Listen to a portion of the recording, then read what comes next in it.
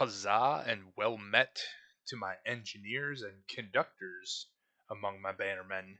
And let me start out by saying thank you for all of you who offered your support and goodwill and prayers last week's video. I explained that one among my household had had surgery and is recovering well. Um, that remains unchanged. They continue to recover well.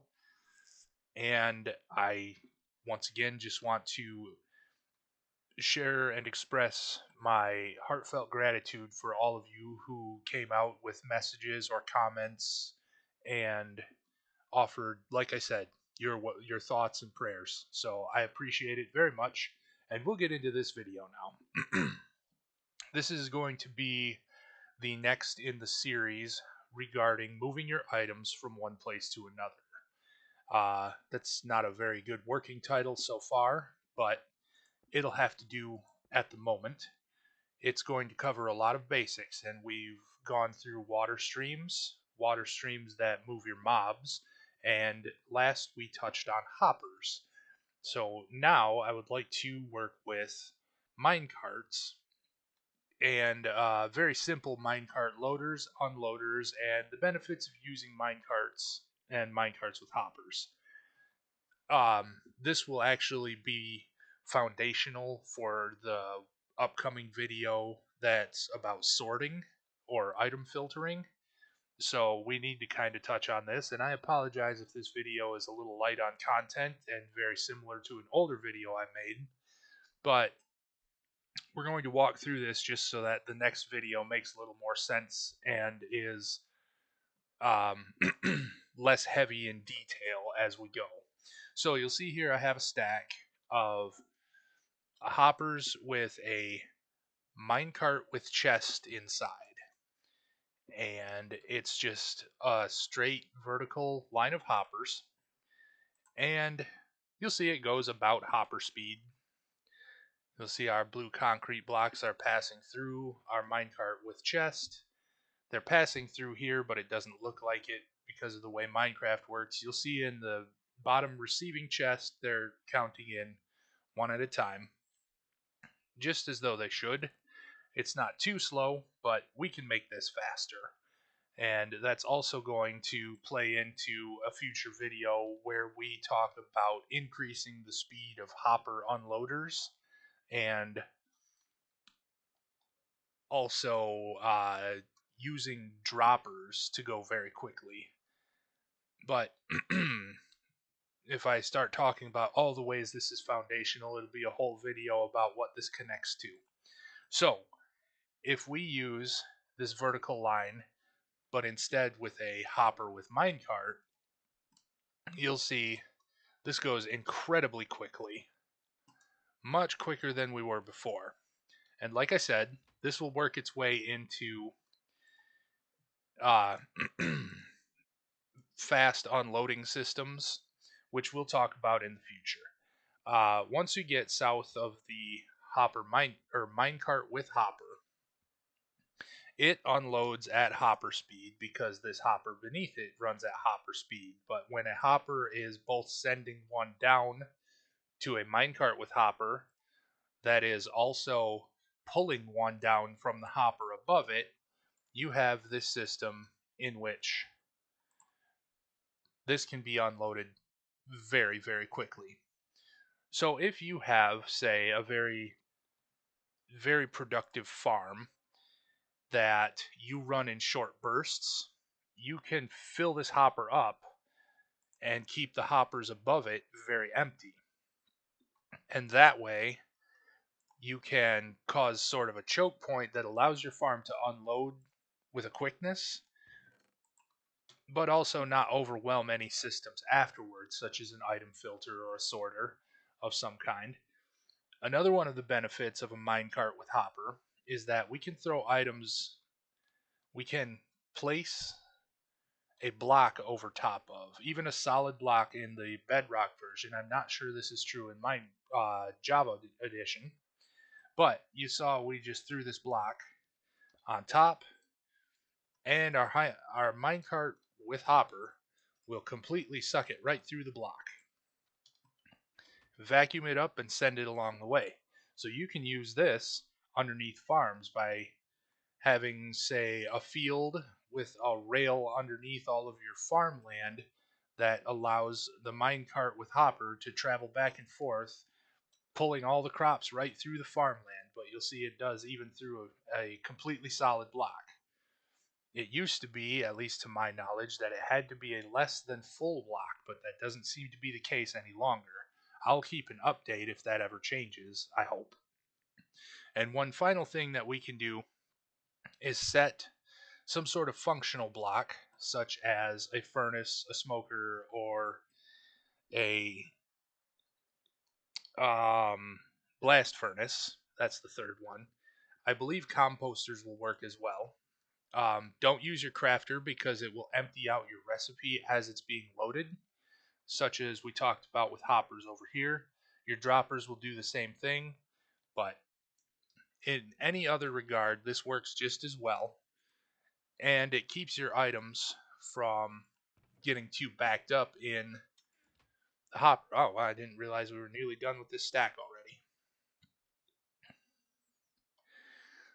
But we're not going to sit and watch that. So, what can we do with these besides just moving things through a vertical line? Well, you can move things from side to side, and this does not need to be only a straight line. You could extend this with powered rails off into infinity until you reach the far lands, and you would get similar results. Your Minecraft will, or your minecart will eventually make it. This works with either a chest, and this is a very simple Minecraft or minecart loader. I'm going to keep stumbling all over that. We have a comparator checking our hopper right here. If there's items in it, it turns this torch off.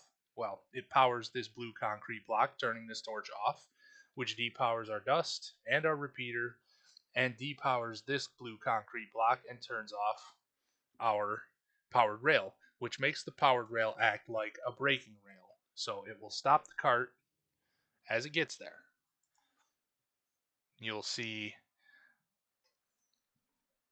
it's unloading. It will take a minute because we used a minecart with chest. Now, the minecart with chest has the advantage of that it carries many more items than the minecart with hopper. And as soon as this is done, you saw our circuit switched around, our rail became powered, and our cart moved over here. You'll see it is now unloading because as there's items passing through this hopper, this comparator is checking. If it gets a signal, it powers this blue concrete block, and it powers, which depowers this torch, which powers this blue concrete block, which depowers our redstone dust right there, and our block, which then turns our brake rail or our powered rails into brake rails, excuse me, which stops the cart until it is unloaded. When it's fully unloaded or there's nothing in the hopper, it allows it to go again.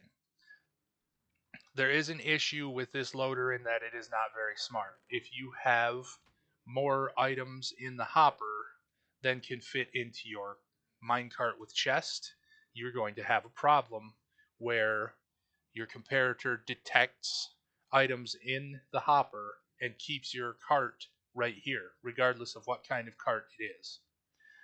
So, these are different variations that do essentially the same thing, but they have a few different advantages. I like these minecart unloaders that have the cart leaning towards the end because they're a little more reliable in resending the cart as you go. So we'll demonstrate that. Oop, I better grab up our demonstration materials.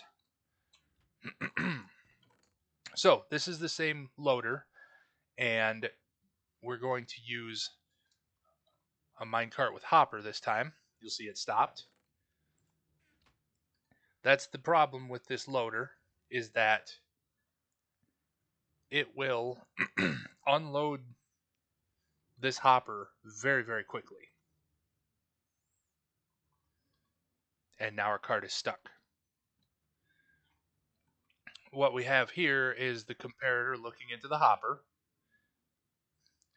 powering this block, depowering this torch, depowering this blue block, depowering this repeater, depowering this blue concrete block, and depowering our rails. Unfortunately, we're not getting enough signal when we turn the rails back on to get our cart moving. And because our cart is so fast about taking out the things from the hopper, we don't want to use a minecart with a system like this, or a hopper minecart with a system like this. We do want to use one with a chest. Because they're a little slower, they work a little better. And that's going to be the same for all of these loaders. You'll see it's staying at 11, so one is being added from the chest as one is being taken from the hopper, and we are slowly loading up our minecart with chest. In a future video, there will be advanced minecart loaders and unloaders that take into account the speed of minecarts with hoppers. See, this one is unreliable too because it doesn't get over top of the hopper. And then we only get the two that happened because it was over top of the hopper for a moment as it rolled up. You want it to end something like that so that we can see our items being taken out.